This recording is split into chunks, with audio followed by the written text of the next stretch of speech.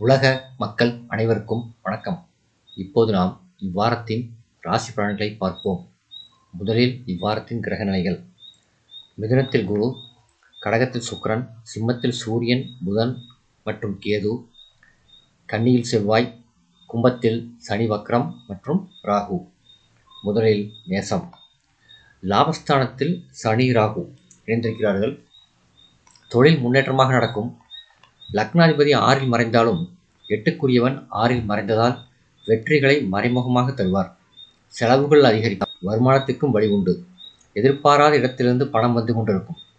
முக்கியமான இடங்களான 7, 9, 11 இடங்கள் பலம் பெறுவதால் பொருளாதார இயக்கமும் தொழில் இயக்கமும் நன்றாக இருக்கும்.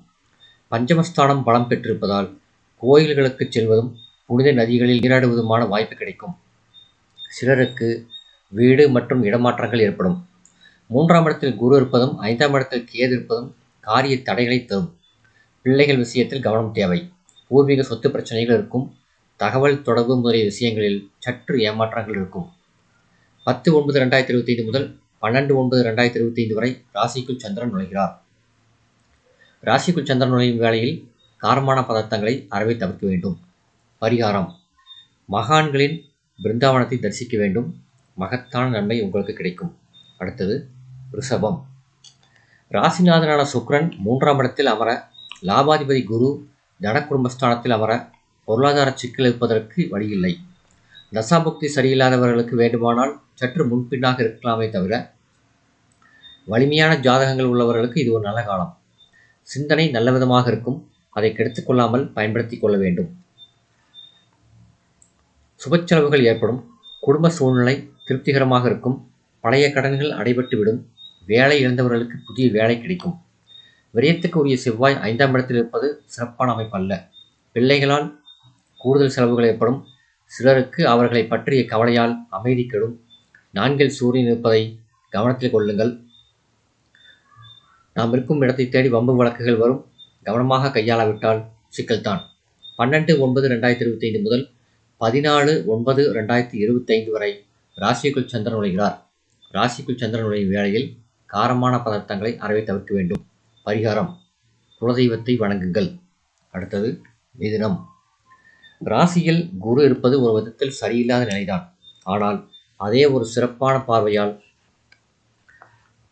5ஆம் இடத்தையும் 7ஆம் இடத்தையும் 9ஆம் இடத்தையும் குரு பலப்படுத்துகிறார். இந்த 3 இடங்கள் பலம் கொண்டிருக்கும் பொழுது மற்ற பிரச்சனைகள் பெரிய பிரச்சனைகளாக தெரியாது. எனவே அது குறித்து பெரிய அளவில் கவலை கொள்ள வேண்டியதில்லை.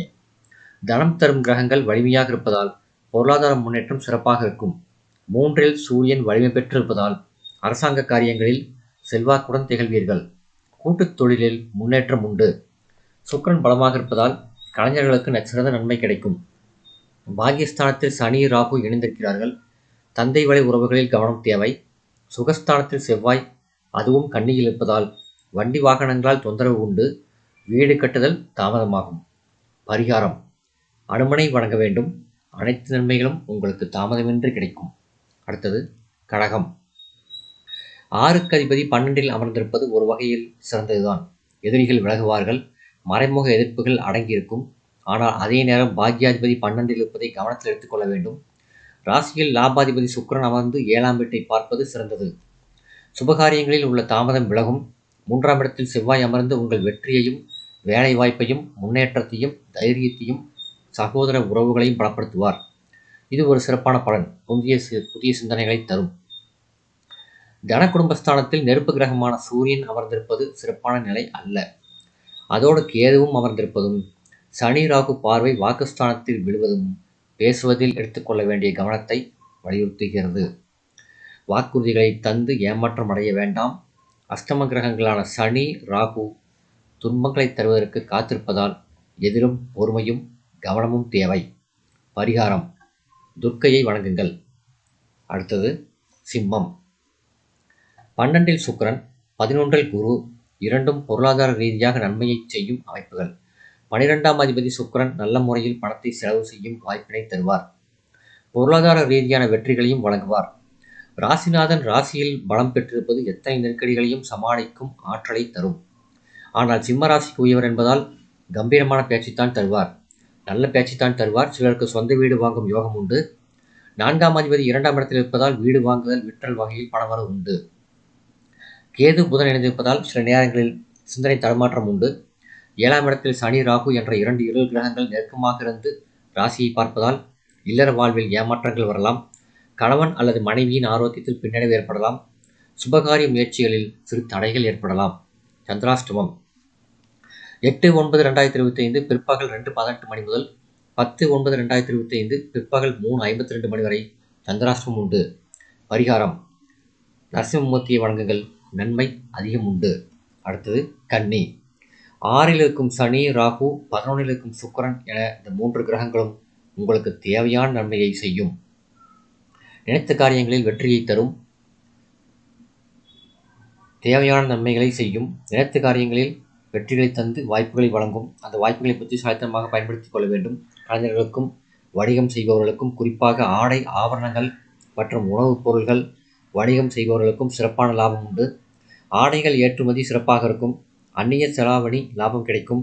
தனக்காரகன் சுக்கிரன் லாபஸ்தானத்தில் இருப்பதாலும் சுகாதிபதி குரு தனஸ்தானத்தை பார்ப்பதாலும் பொருளாதாரத்தில் எந்த குறையும் இல்லை. ராசியில் செவ்வாய், 12இல் சூரியன் என பல கிரகங்கள் உங்களுக்கு சகாயம் செய்ய முடியாத நிலையில் இருக்கின்றன. வரவுகள் வந்தாலும் செலவுகளும் அதிகமாக இருக்கும். 2ஆம் இடம் பலம் குன்றிய ஜாதகர்கள் கடன் வாங்க வேண்டிய நெருக்கடி வரலாம். தேவையில்லாத செலவுகள் ஏற்பட்டு பணம் விரயமாகும். சுபகாரிய முயற்சிகளில் தடைகள் ஏற்படும்.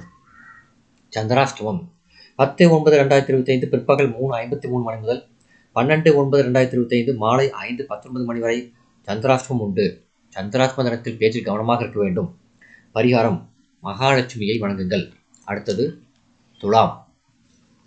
ராசியாதிபதி சுக்கிரன் கேந்திரத்தில் இருந்தாலும் 7ஆம் பார்வையாக சுகஸ்தானம் பார்ப்பது சிறப்பான அமைப்பு.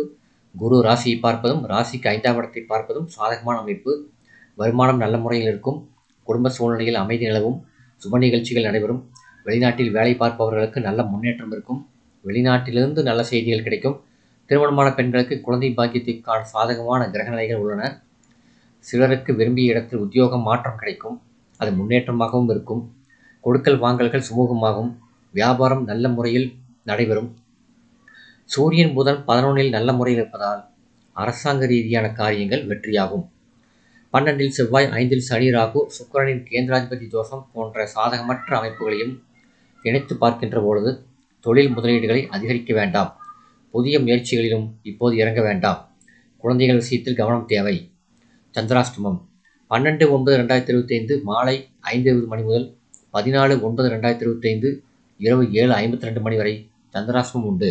பரிகாரம்: அருகிலுள்ள கோயிலுக்கு ஏதேனும் ஒரு நாள் சென்று அரை மணி நேரம் சேவை செய்வதன் மூலம் உங்களுக்கு இறைவனின் அருள் கிடைக்கும். விருச்சிகம். அஷ்டம குருவால் கஷ்டம் என்று நினைக்க வேண்டாம். அவருடைய பார்வை விசேஷமானது. தனஸ்தானத்தை பார்வையிடுவது பொருளாதாரத்தை வெற்றிகரமாக்கும். பாகிஸ்தானத்தில் சுக்கிரன் இருக்கிறார். அவருடைய பார்வை உங்களுடைய 3ஆம் இடத்தில் படிவதால் எழுத்துத்துறையையும் தகவல் பரிமாற்றத் துறையையும் கொண்டவர்களுக்கு புதிய பாதை பிறக்கும்.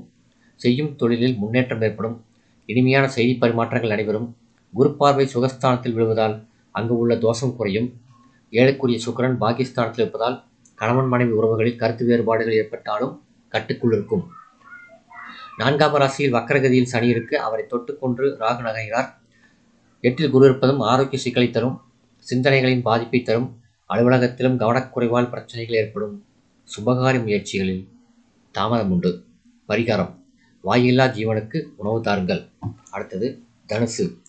சப்தம குரு, 3இல் சனி, ராகு என சாதகமான கிரக அமைப்பு. உபஜயஸ்தானமான 3இல் சனி, ராகு இணைந்திருப்பது எதிர்பாராத வாய்ப்புகளை பெற்றுத்தரும். எண்ணங்களை வலிமையாக்கி புதிய பாதையில் செயல்பட வைக்கும். திட்டங்களை வெற்றிகரமாக மாற்றும். வருமானம் போதிய அளவிற்கு இருக்கும். குடும்பத்தில் அமைதியும் ஒற்றுமையும் நிலவும். கணவன் மனைவி உறவுகள் பரஸ்பர அன்புடன் இருக்கும். ஆயினும் குரு கேந்திராதிபதி தோஷம் என்பதால் நீங்களாக பிரச்சனையை ஏற்படுத்தக்கூடாது. வீட்டில் சுப நிகழ்ச்சிகள் நடைபெறும் வாய்ப்பு உண்டு. சொந்த வீடு வாங்க வேண்டும் என்று நினைப்பவர்களுக்கு இது நல்ல காலம். திருமணமாகி குழந்தை செல்வத்திற்காக காத்திருப்பவர்களுக்கு நல்ல நேரம். அலுவலகத்தில் பணிச்சுமை அதிகரிக்கும். புதிய பொறுப்புகளால் சங்கடம் வரும். நன்றாக ஓடுகிற வண்டி திடீரென்று காரணமில்லாமல் நிற்பது போல சோம்பலும் சிந்தனை தடுமாற்றங்களும் அவ்வப்பொழுது ஏற்படும். கவனம் தேவை. பரிகாரம்: பசுமாட்டுக்கு வாழைப்பழமோ கீரையோ வழங்குங்கள். பெருமாளையும் தாயாரையும் வணங்குங்கள். அடுத்தது மகரம். 6ஆம் இடம் பலப்பட்டு குரு பார்வை 2ஆம் இடத்தில் விழுகிறது. தற்காலிக வேலையில் உள்ளவர்களுக்கு நிரந்தர வேலை கிடைக்கும். 6ல் குரு அமர்ந்து உங்கள் தன குடும்ப ராசியை பார்வையிடுவதால் 2ஆம் இடத்தில் இருக்கும் சனி ராகுவின் தீய பலன்கள் மட்டுப்படும். 8ல் புதன் மறைந்தாலும் பத்திரிகை தொழில், தகவல் தொழில்நுட்பத் துறையில் மறைமுகமான வாய்ப்புகள் கிடைக்கும். செவ்வாய் பாக்கியஸ்தானத்தில் இருப்பது சிறப்பு. வீடு, நிலம் முதலியவற்றை வாங்கி பதிவு செய்வதில் இருந்த தடைகள் அகலும். 7ஆம் இடத்தில் சுக்கிரன் அமர்ந்து உங்கள் ராசியை பார்க்கிறார். பஞ்சமாதிபதி ராசியை பார்ப்பது சிறப்புத்தான். கலைத்துறையில் உள்ளவர்களுக்கு புதிய முன்னேற்றமும் புகழும், புதிய ஒப்பந்தங்கள் மூலம் பண வரவும் கிடைக்கும். சில சந்தர்ப்பங்கள் நேரடியாக வராது, மறைமுகமாக வரும், பயன்படுத்திக் கொள்ள வேண்டும். சுய தொழில் முயற்சிகள் பலிக்கும். அஷ்டமஸ்தானத்தில் புதனும் கேதுவும் இணைந்திருப்பதால் உடல் ஆரோக்கியம் பாதிக்கப்படும். உறவினர்களிடையே கருத்து வேறுபாடுகள் ஏற்படும். சுபகாரிய முயற்சிகளில் தாமதமும் தடைகளும் ஏற்படும். பரிகாரம்: மாலை பூஜையில் ஒரு நல்லெண்ணெய் விளக்கு ஏற்றுதல். அடுத்தது கும்பம். பாகியஸ்தானமும் லாபஸ்தானமும் வலுவாக உள்ளன. குருவின் பார்வையினால் சிறப்படைகின்றன. எனவே பிரச்சனைகளை முறையாக கையாள வேண்டும். 7ல் புதன் சூரியனோடு இணைந்து ராசியை பார்ப்பதால் சிந்தனையோடு ஒரு காரியத்தை அணுகும் ஆற்றல் கிடைக்கும். உங்களோடு தொடர்புடைய ஒருவர் உங்களுக்கு உதவி தந்து உற்சாகப்படுத்துவார். தசாபுக்திகள் உங்களுக்கு சாதகமாக இருந்தால் ஊதிய உயர்வு, பதவி உயர்வு கிடைக்கும் வாய்ப்பு உண்டு. மேலதிகாரிகள் மறைமுகமாக உதவுவார்கள். பெரியோர்களின் ஆசிகளும் தெய்வத்தின் ஆசியும் துணையாக நின்று சிக்கல்களிலிருந்து விடுவிக்கும். ராசியில் சனி ராகு இணைந்திருப்பதால் செயலுக்கும் சிந்தனைக்கும் இடைவெளி இருக்கும். சோம்பலும் அலட்சியமும் தாமதமும் பல பிரச்சனைகளுக்கு காரணமாகும். எதிர்மறை சிந்தனைகள் வேண்டாம். அதிக அலைச்சலும் வெறிச்சலும் காரிய தடைகளை தரும். சுபகாரிய முயற்சிகளில் தடைகள் உண்டு. கணவன் மனைவி உறவுகள் சற்று கடினமாகவே இருக்கும் என்பதால் விட்டுத்தர வேண்டாம். பரிகாரம்: பெருமாளையும் தாயாரையும் வணங்குங்கள். அடுத்தது மீனம். ராசிநாதன் கேந்திரத்தில் வலுவாகவே இருக்கிறார். அவருடைய ஸ்தான பலம் எப்படி இருந்தாலும் பார்வை பலன் சிறப்பாகவே இருக்கிறது. வேலையை தேடுபவர்களுக்கு நல்ல வேலை கிடைக்கும். உத்தியோகத்தில் உள்ளவர்கள் தங்களுக்கு மேலுள்ள அதிகாரிகள் மற்றும் முதலாளிகளின் பாராட்டுதல்களை பெறுவார்கள். அவர்கள் மூலம் புதிய வாய்ப்புகள் கிடைக்கும். தசாபுக்திகள் நல்ல முறையில் உள்ளவர்களுக்கு பதவி உயர்வும் ஊதிய உயர்வும் கிடைக்கும் வாய்ப்பு உண்டு. சில சொந்த தொழிலுக்கு மாறுவார்கள். அதற்கான உதவிகளும் கிடைக்கும். 5ல் சுக்கிரன் வந்து உங்கள் லாப ராசியை பார்ப்பதால் தொழில் வணிகத்தில் நல்ல லாபம் உண்டு. 6ல் ஆட்சி பெற்ற சூரியன் இருப்பதால் அரசாங்க உதவிகள் உண்டு. 12ஆம் இடம் என்கின்ற விரயஸ்தானத்தில் சனி ராகு இணைந்து செலவுகளையும் பிரச்சனைகளையும் தந்து கொண்டே இருக்கிறார்கள் என்பதை கவனத்தில் கொள்ளுங்கள். ராசிநாதன் 4ஆம் கேந்திரத்தில் இருக்கிறார். அவருக்கு கேந்திராதிபதி தோஷம் உண்டு என்பதால் குடும்ப உறவுகளிடையே சங்கடங்களும் சச்சரவுகளும் ஏற்படலாம். கொடுக்கல் வாங்கல் மற்றும் பத்திரப்பதிவுகளில் மிகுந்த கவனம் தேவை. ஏமாறும் வாய்ப்பு உண்டு. 8/9/2025 முதல் 10/9/2025 வரை ராசிக்குள் சந்திரன் நுழைகிறார். பரிகாரம்: வெள்ளிக்கிழமை அம்மன் கோயிலுக்கு தவறாமல் சென்று வழிபாடு நடத்துங்கள். இந்த வீடியோ உங்களுக்கு பிடிச்சிருந்தா லைக் பண்ணுங்க, ஷேர் பண்ணுங்க, சப்ஸ்கிரைப் பண்ணுங்க. நன்றி.